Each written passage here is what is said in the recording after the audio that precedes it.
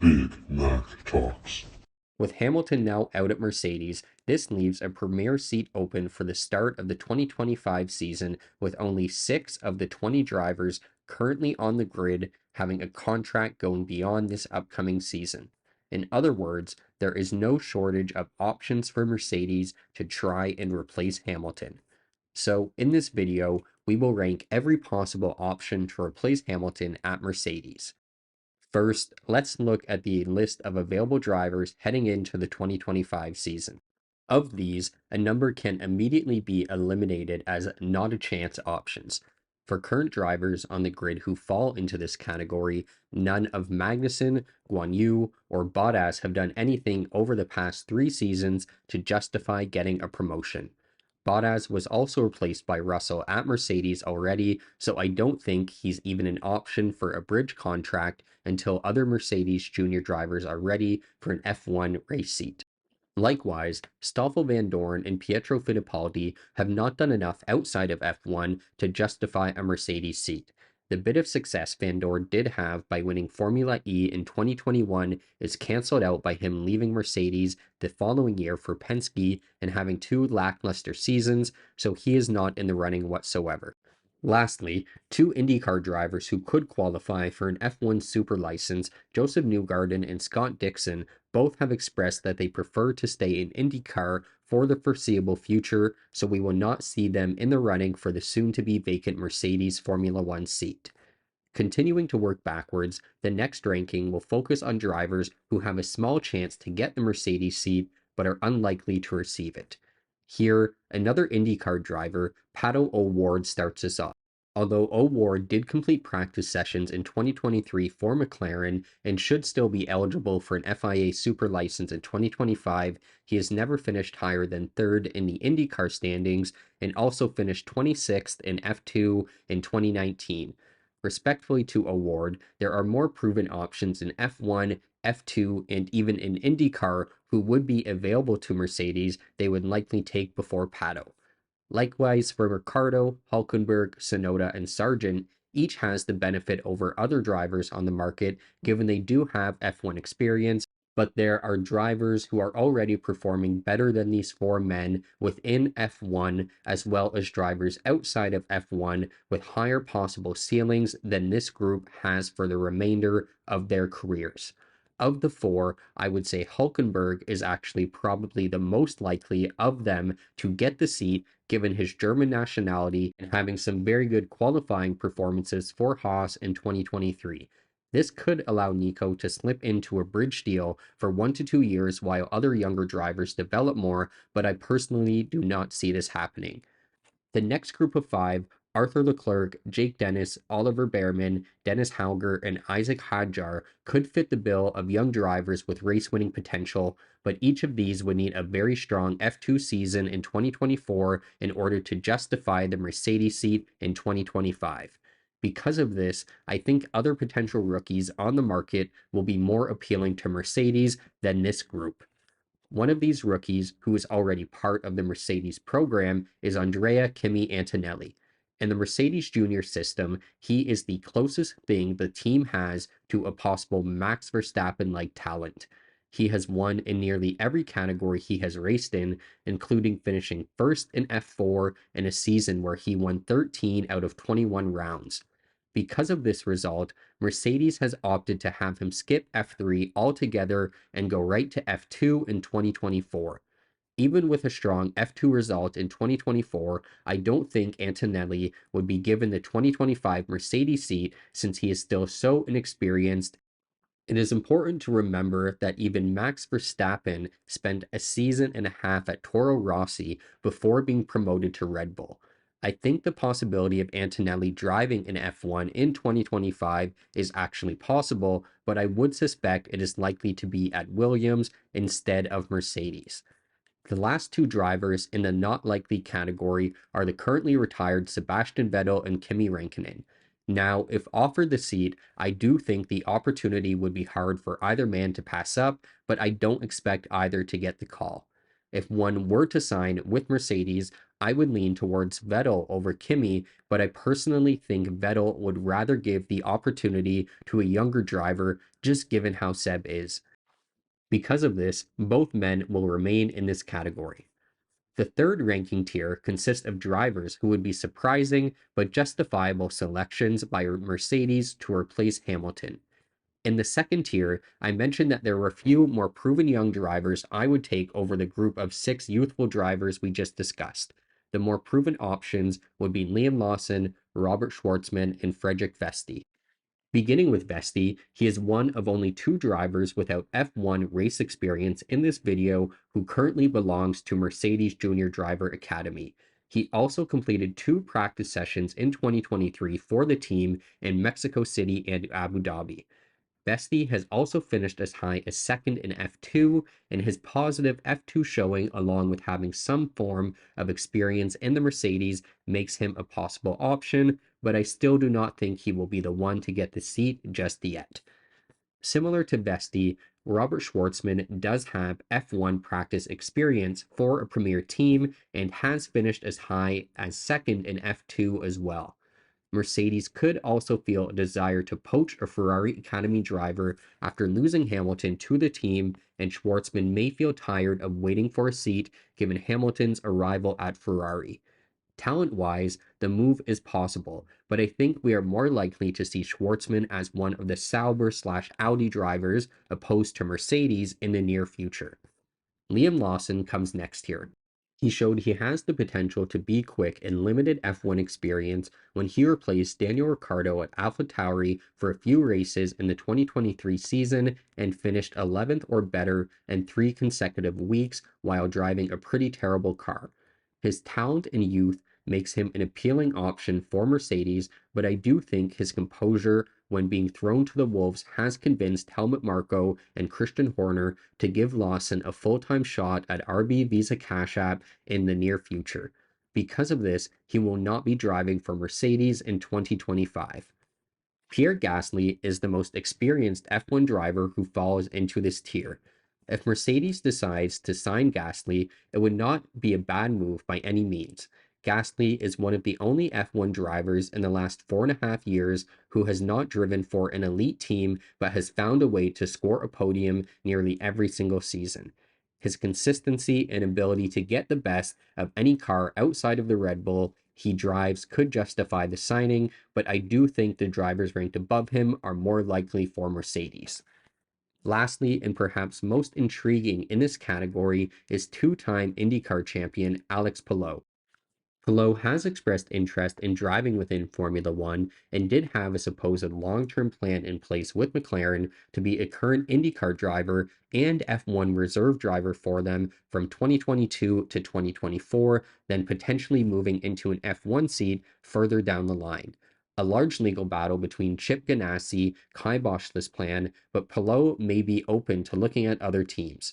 Mercedes could have Palou in mind as he is a proven race winner, but on the contrary, also has no F1 experience and may also himself be worried about any legal repercussions that come from signing with another F1 team, given McLaren already sued him previously.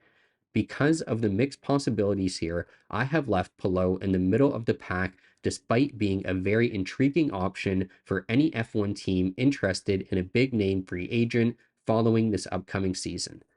This leaves us with 8 drivers, 4 of which are what I believe to be the most likely options, and 4 who I think have a chance at the seat but will come up just short of earning it. Starting with the runners-up, these 4 drivers are Sergio Perez, Theo Pourchaire, Felipe Drugovich, and Fernando Alonso. Beginning with the F1 veterans, both Alonso and Perez are proven in F1 and have had success with several different teams. The consistency and adaptability they have shown can make them very interesting options for Mercedes, and they both come with their own marketing income from their name alone. Both are deserving of a seat with any F1 team and could also serve the role as a bridge driver while Mercedes junior drivers such as Vesti or Antonelli develop further. Toto could also have interest in signing Checo just to be petty towards Red Bull. You change your car because Checo has been With this being said, I think Mercedes prefers to have a driver who can commit to a 3 or 4 year contract in case their prospects do not develop along the same trajectory as they hope. I think both Alonso and Perez are likely to sign 1 or 2 year deals after 2024 with a new team or will just outright retire. Because of this, I wouldn't be shocked if they signed with Mercedes, but I also don't think they are the most likely choices to replace Lewis Hamilton. The other two drivers that have a good shot, but I still think will miss out, are Felipe Drugovich and Theo Pourchaire. With the rise of Oscar Piastri and Lando Norris at McLaren, Red Bull developing Max Verstappen, and Ferrari doing the same with Charles Leclerc, Mercedes is likely keen on having a driver they can have take the field by storm as well. Two realistic options to do so within the near future are Drugovich and Pourchaire. Both have won at various levels, including F2, and could be the next super rookies within F1, but at the same time, Mercedes does not have a history of giving race seats to drivers without going through some type of initiation process first. For example, before joining Mercedes, Toto Wolff had George Russell loaned to Williams for 3 entire seasons before joining the main team. This was despite Russell winning F2 and GP3 in back to back years and replicating Lewis Hamilton's accomplishment of being one of the only rookies to win the F2 championship. In other words, Russell fit the bill of a super rookie and still did not get the shot at Mercedes. This move would not only be against precedent for Mercedes, but would also likely upset a rather sensitive Russell should Drugovich or Pourchaire be fast tracked without him being given the same opportunity. This means they will miss out on Mercedes this time around. And then there were four. At this point, I would say the four most likely options to replace Lewis Hamilton at Mercedes are Carlos Sainz, Esteban Ocon, Mick Schumacher, and Alex Albon. In the simplest world, Ferrari and Mercedes would simply swap drivers, with Sainz going to Mercedes in 2025. This is still a very real possibility, as Sainz has proven to be consistent in a car at every level of the grid and is the only driver outside of Max Verstappen to win a race in the last 2 seasons consecutively. He also has had more podiums than Russell in both 2022 and 2023 and beat out Lewis Hamilton in the With the driver yellow flag standings in the before 2022 season as well.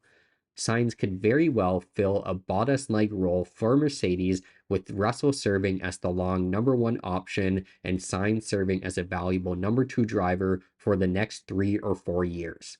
If Sainz were to sign with Mercedes, I believe they would give him a 3 year contract with a team option for a fourth year, and this is a very realistic possibility.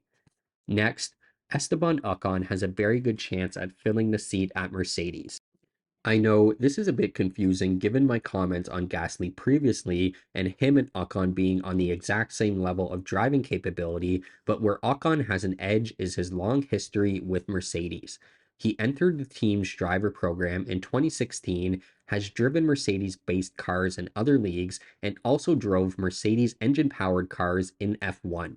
To top things off, Toto Wolff was the longtime manager for Ocon, and he personally stated himself that he would not be in F1 without Toto. According to LinkedIn, and likely to avoid conflict of interest, a gentleman by the name of Michael Bertholomot now represents Ocon, but he was previously the social media manager at Mercedes, so clearly this was just a handoff task from Wolff. Realistically, it makes sense that at some point Ocon would drive for Mercedes. It would just never seem like a seat would open up.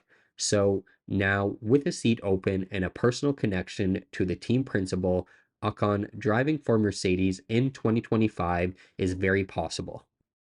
Third, in this tier, we have Mick Schumacher.